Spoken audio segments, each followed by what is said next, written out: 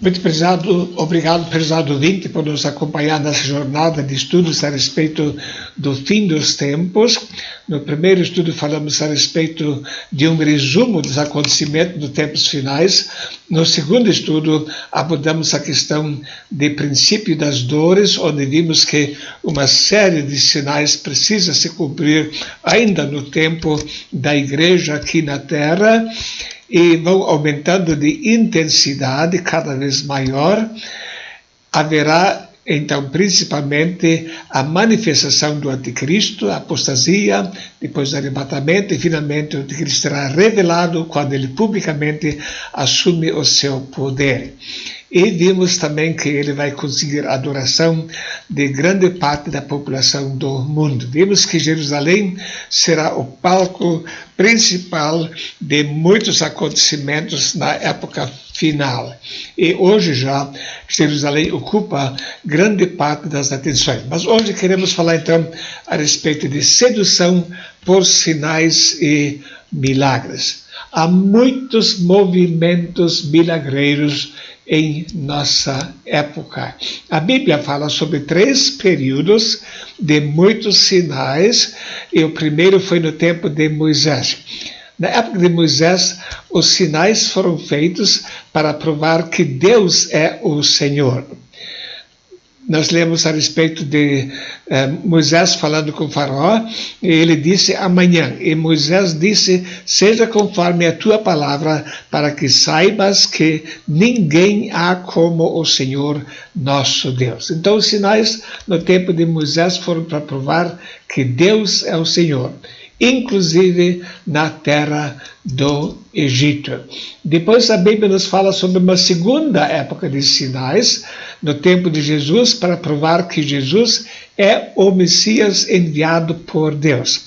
Homens israelitas, escutai essas palavras: a Jesus Nazareno, homem aprovado por Deus entre vós com maravilhas e prodígios e sinais que Deus fez por meio de vós, no meio de vós, como vós mesmos bem sabeis. Então, na época de Jesus, os sinais tinham essa finalidade de aprovar, Deus aprovando através de maravilhas e prodígios e sinais que Jesus era o Messias. Nós lemos em João 20, verso 30 e 31, Jesus, pois, operou também em presença de seus discípulos muitos outros sinais que não estão escritos nesse livro. Esses, porém, foram escritos para que creais que Jesus é o Cristo, o Filho de Deus, e para que, crendo, tenhais vida em seu nome. Então, mais uma vez, uma confirmação de que os sinais no tempo de Jesus, e logo após também pelos apóstolos, eram para provar que Jesus era o Messias enviado por Deus. Depois a Bíblia nos fala sobre um terceiro período de muitos sinais, nos tempos finais, para enganar o povo e preparar a adoração ao anticristo. Mateus capítulo 24, verso 24, porque surgirão falsos cristos e falsos profetas e farão tão grandes sinais e prodígios que, se possível fora, enganariam até os escolhidos. Então aqui a finalidade é enganar as pessoas. E em 2 Tessalonicenses capítulo 2, versos 9 e 10, nós lemos: a esse cuja vinda é segundo a eficácia de Satanás, com todo o poder e sinais e prodígios de mentira, e com todo o engano da injustiça para os que perecem, porque não receberam o amor da verdade para se salvarem. Então, a eficácia de Satanás se consiste em poder, sinais e prodígios de mentira. Nós lemos também em Apocalipse capítulo 13, e faz grandes sinais de maneira que até fogo faz descer do céu à terra à vista dos homens. E engana os que habitam na terra com sinais que lhe foi permitido que fizessem na presença da besta, dizendo aos que habitam na terra que fizessem uma imagem à besta que recebera a ferida da espada e vivia. Mais uma confirmação: engana os que habitam na terra com sinais que lhe foi permitido que fizesse na presença da besta. O falso profeta vai operar grandes sinais. e o próprio movimento Nova Era afirma que a apresentação do governante mundial será feita num ambiente de muitos sinais e milagres. Curas e milagres são sinais da Igreja de Deus? Não. A Bíblia nunca fala que Deus, nos tempos finais da Igreja, vai fazer grandes sinais e milagres. Pelo contrário, ela destaca que os grandes sinais e milagres no tempo final da Igreja são operados como um método de enganar o povo para adorar ao anticristo. Começou nas décadas de 70, com muitas pessoas afirmando ter recebido dentes de ouro. O que muitos não sabem, esse fenômeno já estava acontecendo anteriormente em centros espíritas e também em religiões orientais. Mas as pessoas afirmaram, não, eu recebi um dente de ouro e por isso agora posso provar que é um milagre de Deus. O pregador neopentecostal Benny Hinn está sempre envolto em polêmicas e a mais recente delas envolve a Igreja Católica. Para ele, na denominação liderada pelo Papa Francisco, acontecem mais milagres do que nas demais igrejas cristãs. Existem muitas capelas com muitas fotos de religiões diferentes como testemunho de sinais e milagres. E realmente a Bíblia diz, nos tempos finais vai haver muitos sinais para enganar. Até no centro espírita se faz sinais e milagres, curas espirituais. Fazem isso em nome de Deus? Evidentemente que não. Mas é um movimento mundial essa operação do erro. Passe espírita. O que é e como funciona?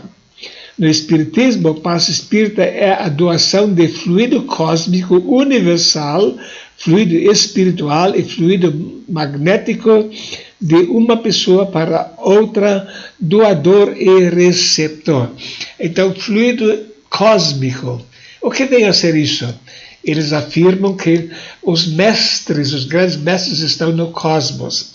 E nós sabemos pela Bíblia que esses mestres não são outra coisa senão os principados e potestades, as forças espirituais da maldade nas regiões celestiais.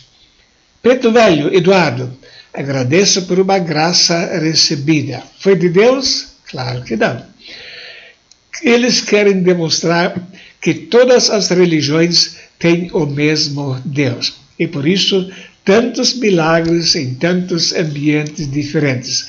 Multidões são levadas a crer no seu líder sem examinar na Bíblia a verdade revelada por parte de Deus.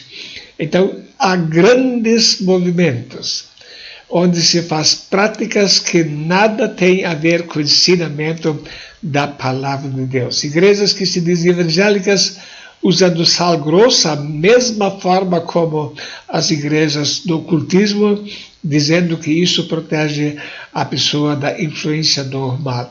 Multidões e multidões estão sendo enganadas em nossa época. Outro destaque que aparece com muita frequência são os relatos de viagens para o céu ou para o inferno.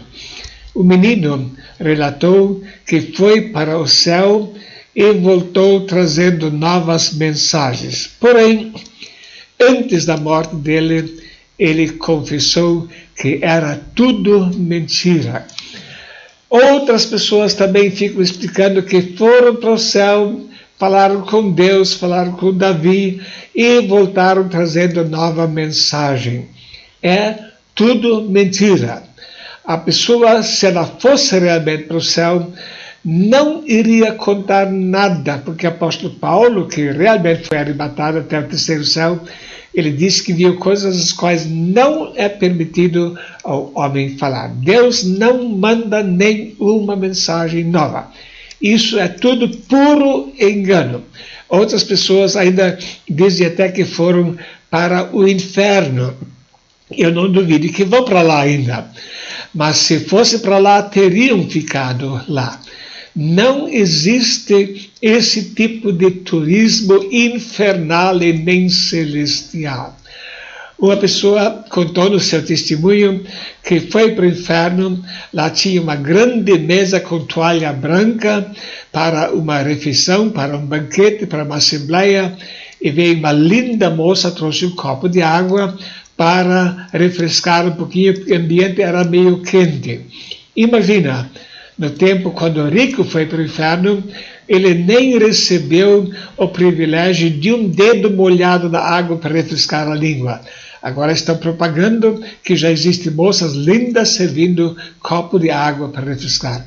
Quanto engano! E o mais triste é que há milhares de pessoas que creem nesses relatos mentirosos. É tudo engano de Satanás. Deus não acrescenta nem uma mensagem nova àquilo que já está escrito na palavra de Deus. Gálatas capítulo 1, verso 8. Se alguém vos anunciar outro evangelho que vai além daquilo que vos tenho falado, seja anátema.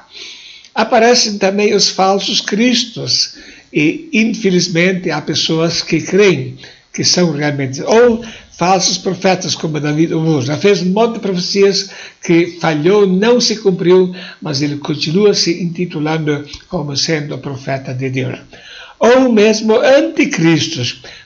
José Luiz de Miranda, ele afirmou que iria assumir o poder sobre o mundo, mas acabou falecendo em agosto de 2013.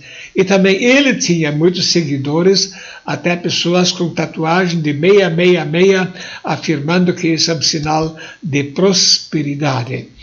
O povo acredita em falsos profetas, operadores de milagres. Jesus avisou que eles iriam chegar.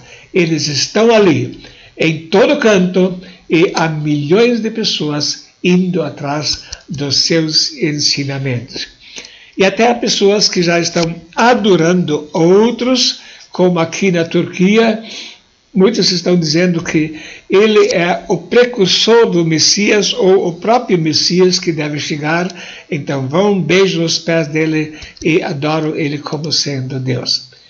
Multidões são levadas a crer no seu líder sem examinar na Bíblia a verdade revelada por Deus. São falsos profetas. A Bíblia diz que com todo engano da injustiça para os que perecem, porque não receberam o amor da verdade para se salvarem.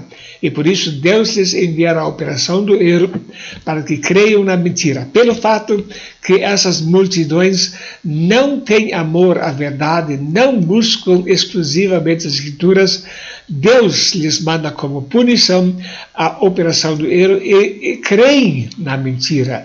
Mesmo quando se mostra pela Bíblia que aquilo que está sendo proclamado é totalmente contra o princípio da Bíblia, pessoas creem. Por quê? Porque Deus já lhes mandou a operação do erro. Junto com isso vem o evangelho da prosperidade. No tempo do Velho Testamento, a bênção de Deus era em grande parte distribuída através de bens materiais. Porém, no Novo Testamento é diferente. O diabo já ofereceu os bens materiais para Jesus Cristo na tentação. Novamente transportou o diabo a um monte muito alto e mostrou-lhe todos os reinos do mundo e a glória deles. E disse-lhe: tudo isto te darei se prostrando me adorares. Então disse-lhe Jesus: vai-te, Satanás, porque está escrito: ao Senhor teu Deus adorarás e só a ele darás culto. Tudo isto te darei se prostrando me adorares. Então ele prometeu muitos bens materiais para aqueles que fossem seguir a ele. Jesus disse: ninguém pode servir a dois senhores, porque ou há de odiar um e amar o outro, ou se dedicará a um e desprezará o outro. Não podeis servir a Deus e a Mamão. Mateus capítulo 6, verso 24.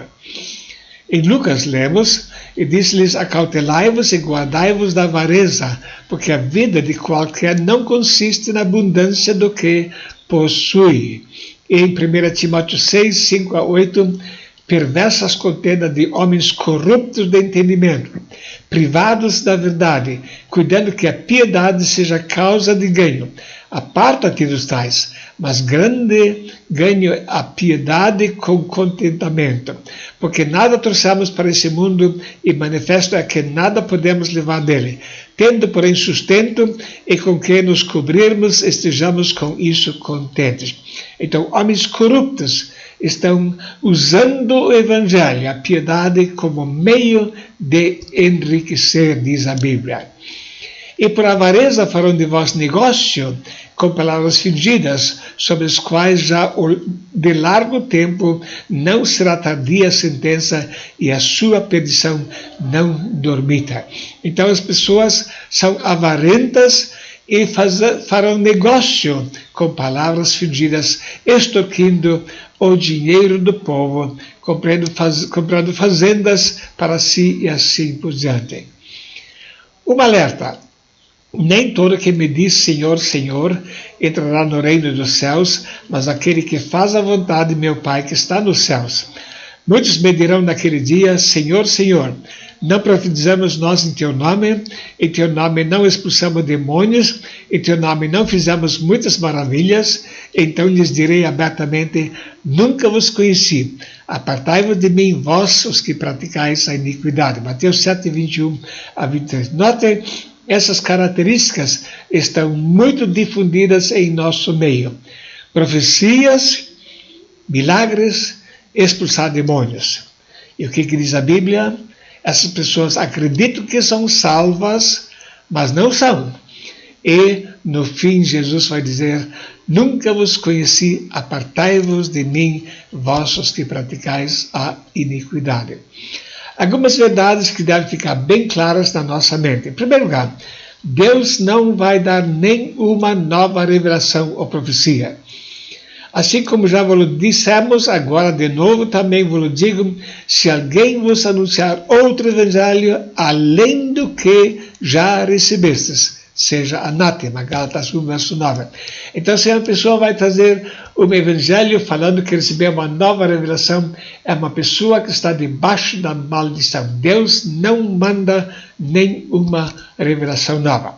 Segunda verdade, os sinais e milagres preditos na Bíblia para os tempos finais são operados por falsos cristos e falsos profetas para enganar o povo e prepará-lo para adorar ao anticristo. Esses sinais de multidões em nossa época nada tem a ver com a operação do Espírito Santo. Porque surgirão falsos cristos e falsos profetas e farão tão grandes sinais e prodígios que, se possível fora, enganariam até os escolhidos. Então, são sinais para enganar. Em terceiro lugar, pessoas que não receberam o amor à verdade para se salvarem vão deixar-se seduzir por essas doutrinas erradas. E com todo engano da injustiça para os que perecem, porque não receberam o amor da verdade para se salvarem. E por isso Deus lhes enviará a operação do erro para que creiam a mentira. 2 Tessalonicenses 2, versos 10 e 11. Então, se a pessoa não tem o amor à verdade, se a pessoa não zela pela verdade, vai só pela Bíblia, então essa pessoa vai ser objeto da operação do erro da parte do próprio Deus e vai realmente crer que aquilo que está ensinando é a verdade. O maior milagre de Deus na nossa época, sem dúvida, ainda é a salvação. Não estamos discutindo a questão se Deus pode ou não fazer milagres. Deus pode sim, e faz, mas não nessa onda de sinais e milagres que vemos hoje em dia. Mas Deus opera principalmente no coração do homem perdido, levando ao arrependimento, à conversão, à aceitação de Cristo em sua vida como Senhor e Salvador. E este sim é o verdadeiro milagre, tem valor eterno. Deus faz milagres e a transformação de uma pessoa espiritualmente morta em filho dele é o maior milagre.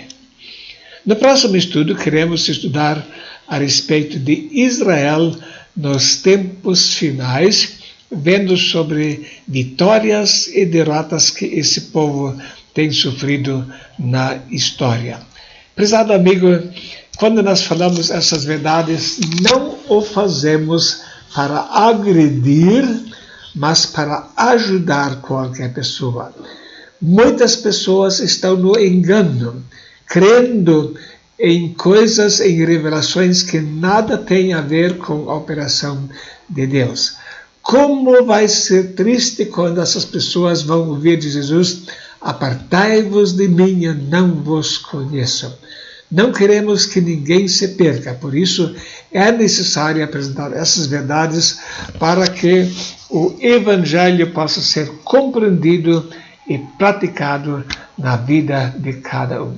Que Deus o abençoe ricamente e o aguardamos para o quarto estudo a respeito de Israel. Que Deus o abençoe.